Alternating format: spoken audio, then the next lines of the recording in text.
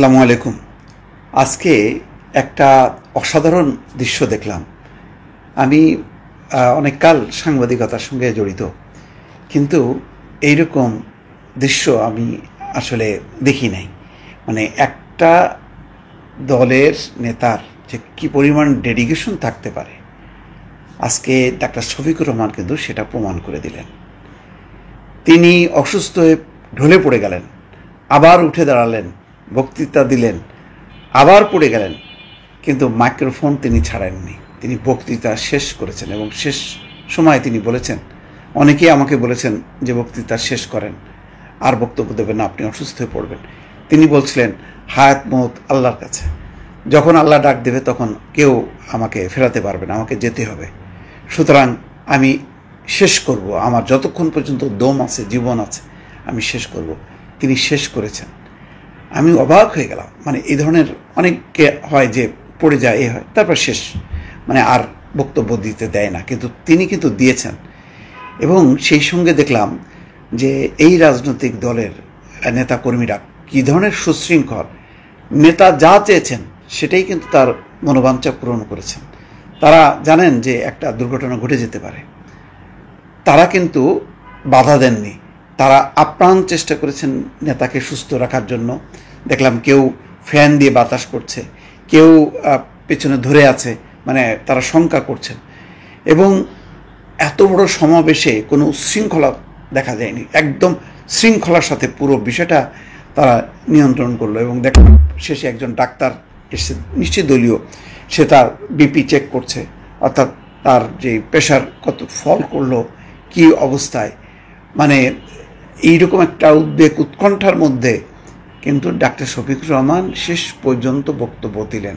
তার বক্তব্যের আমি বিষয়বস্তু বলবো না, দুর্নীতি মুক্ত সমাজের কথা বলেছেন যে আগের এই একই অবস্থা বহাল থাকবে, সেজন্যই কি আমরা এই পরিবর্তন ঘটালাম, এই জন্য কি এত জীবন গেল।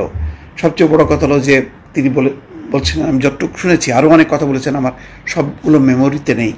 তিনি বলছেন যে এই দলের কেউ এমপি হলে তারা কোনো সুযোগ সুবিধা নেবে না, কোনো গাড়ি নেবে না, ফ্ল্যাট নেবে না, প্লট নেবে না। এবং তিনি দুর্নীতির বিরুদ্ধে এক ধরনের জিহাদ ঘোষণা করলেন, একটা রাজনৈতিক কমিটমেন্ট। সবচেয়ে বড় কথা হলো, দেখেন এই অবস্থায় যখন কি তিনি প্রথমেই পড়ে গেলেন, একদম চোখের সামনে দেখলাম। আমি মানে নিজে দেখছিলাম টেলিভিশনের লাইভটা, হঠাৎ করে দেখলাম যে পড়ে গেলেন। আমি ভাবলাম যে মানে তাকে সরানো হবে, দ্রুত হাসপাতালে নিয়ে হবে, না, ওই চিন্তা করেননি। এবং তিনি হয়তো যেতে চাননি। মানে এইরকম বয়স, নিশ্চয়ই ওনার বয়স আমি যেটা গেস করি 70-র উপরে হবে, কিন্তু দ্রুত হাসপাতালে যাওয়া, জীবন রক্ষা করার চেষ্টা করা বিন্দুমাত্র বলেন। ওই স্টেজে বসে পড়ে তিনি কিন্তু বক্তব্য দিলেন, বক্তব্য শেষ করলেন। তিনি যেহেতু দাঁড়াতে পারলেন না, প্রথমবার যখন কি পড়ে গেলেন, দ্বিতীয়বার উঠলেন, আবার যখন পড়ে গেলেন, তখন বসে বসে তিনি বক্তব্য দিলেন। এবং কোনো সমাবেশে বিশৃঙ্খলা নেই, স্টেজেও বিশৃঙ্খলা নেই। যাদের সহযোগিতা করার জন্য আসার দরকার, তারা দ্রুত ছুটে এসে তাকে সহযোগিতা করলেন। এটা এইরকম দৃশ্য মানে এই ধরনের বড় রাজনৈতিক সংগঠনে মানে দেখা যায় না।